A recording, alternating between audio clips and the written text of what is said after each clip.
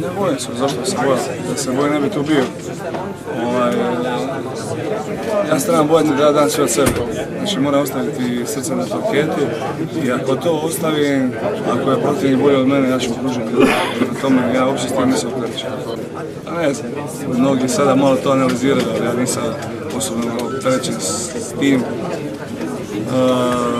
Ekipa je pomlađena, ima smo težak put kao i tamo. Polufinale, zanimljiva utakmica isto kao protiv Španjolske u polufinale,